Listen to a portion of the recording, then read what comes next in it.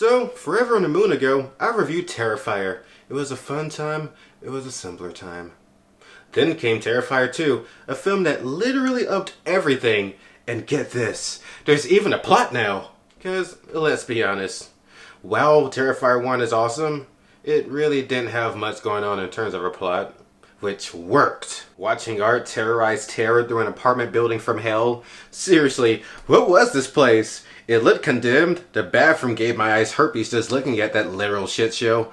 There's random cars that haven't been used in what looks like forever. And why was Mike the Exterminator even there? What's even the point when this place looks like it could double as a set for Hell House LLC? But most importantly, who was paying him? But I digress. Picking up almost immediately where the first one left off, Art awakens in a morgue, still sporting that love hole he gave himself. That's the look of a man who's probably wishing he called out tonight. Wasn't aware Art was a Paramore fan. Look at those brand new eyes, or eye. Being the perfect place to stock up on murder supplies, Art fills his goodie bag, then heads to a ditty party. As you do. Why else would he casually walk into a laundromat in the middle of the night? It's to wash away all the baby oil. Like, seriously, I don't see how Jason or even Michael managed to sneak up on anyone. Michael is homeless all times of the year, and Jason is a literal rotting deadite. You'd smell them long before it even reached you. Well, sitting in a nude, as you do, he sees a demonic little girl. More on her later.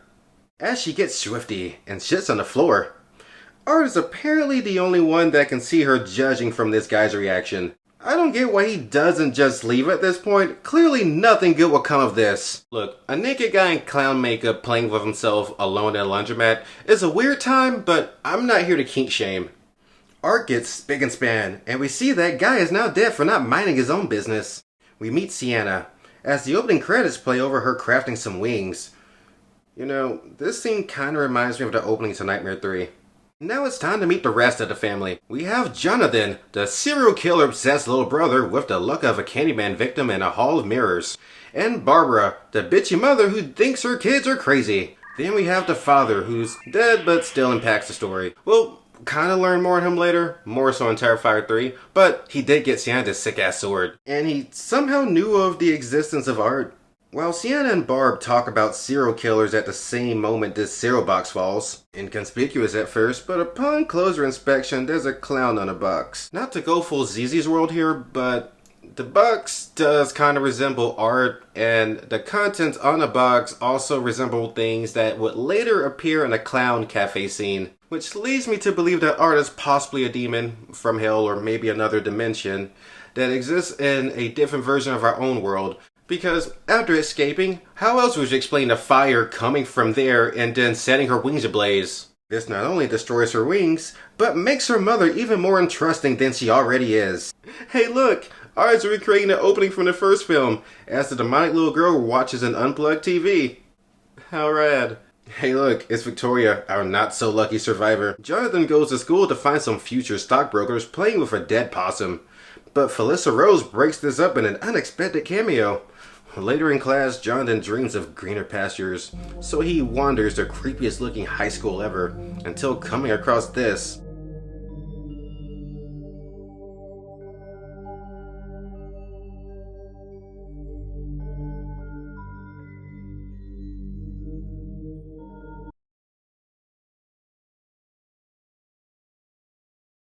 So after that, Jonathan is grounded from Halloween since he gets blamed for that encounter. Which begs the question, did no one else go down that hallway? Or is Jonathan really that unlucky? Sienna and Allie go to a Halloween store to get replacement wings.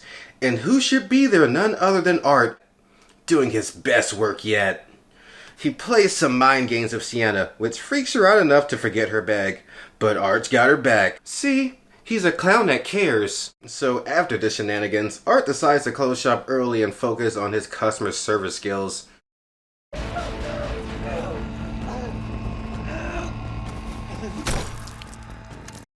I'd say it was a success. In her father's journal, we see a newspaper clipping mentioning a little girl who died at an amusement park who resembles the one hanging out with Art. And going from my earlier theory, I'd say she was probably one of Art's earliest victims, seeing that he has a certain effect on those who encounter him. Going by the first film, remember that woman carrying the doll? Well, based on this newspaper clipping, her name was Emily, And what was the name of that doll? This is my daughter, Emily. Say hello to the pretty young lady. Call me crazy, but I feel like maybe this is the mother to Art's little sidekick, seeing they share the same name, face, and she died at an attraction known as the Terrifier. What more proof? Just ask Victoria. Next, we see what Allie is up to as she hands out candy, but Art is nearby in his creeper van. Okay, when the hell did he get that, and why does he need that when he can teleport? Anyway, after refusing to leave until he gets candy, Allie has a chance to see what Art carries in his bag. What? He's just a clown looking for a good time, aren't we all? Sienna puts the finishing touches on her costume and gear, while Allie, I'm just gonna put this here.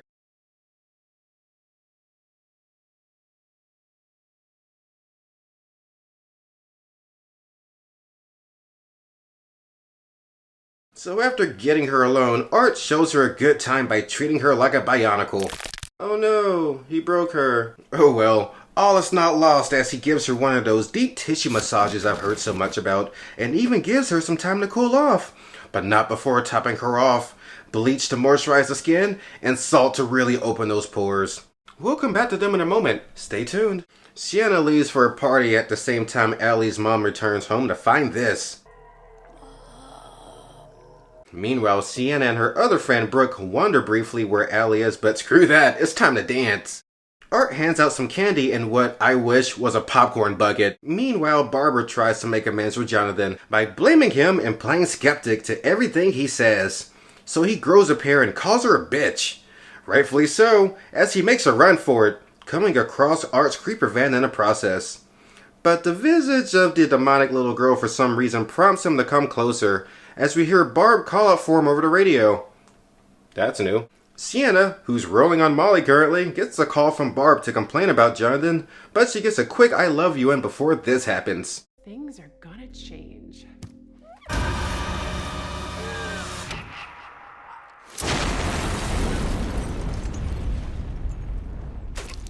Jonathan returns home to find out his mom bit off more than she can chew. So testing his ill-fated luck, he runs upstairs to get that badass sword, but Art drugs him. It's a dinner date after all. Who knows? Maybe next she'll get him breakfast. That darling demon girl uses her skills of deception to disguise her voice as Jonathan's, tricking Sienna and a gang into visiting an abandoned amusement park. Still unaware of who she's talking to, Sienna is told to go to the Terrifier. You know, that name would make a great movie title. Sienna, being a lead and all, goes first, while Brooke and her boy toy do blow. She explores while Art stabs Brooke's boy toy. Don't worry, it was just a tip. But this one's a fighter, as Brooke fights back, running in after Sienna. But since he's not really important to anything else, she can die too. Don't come near me! Please don't! No, no!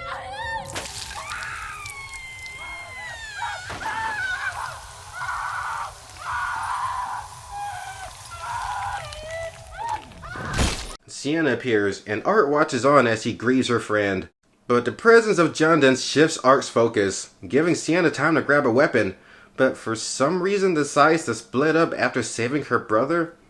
As you do? Bad move, as Art dishes out some old school discipline on his siblings. But Sienna gets the upper hand and treats Art like a gimp who forgot the safe word. The demonic little girl disguises herself as their mother, since Jonathan, for some reason, never told Sienna that their mother now has a fifth hole. Art knocks her down a few pegs, causing Sienna to land near the pit of souls. Right on cue, Art finishes the job and sends her on her way. Satisfied, he returns to Jonathan to do weird shit. Sienna awakens in a water-filled tomb as the Clown Cafe cast laugh on. She eventually drowns, joining the others in Art's hell. Jonathan awakens to find Art trying to eat him. His screams trigger something within the sword, which revives Sienna, who claws her way out of hell to even a score of Art. She decapitates him, only for his sidekick to come claim his head. The siblings hold on to one another while they try to figure out what the fuck just happened. But wait, there's more! Remember Victoria? After turning the talk show host into a before and after photo, she was sent to a psychiatric hospital, where she's just having a time, smearing blood on the walls from her, lady area. The staff outside hear a commotion, only to find she has somehow given birth to Art's head, which is alive?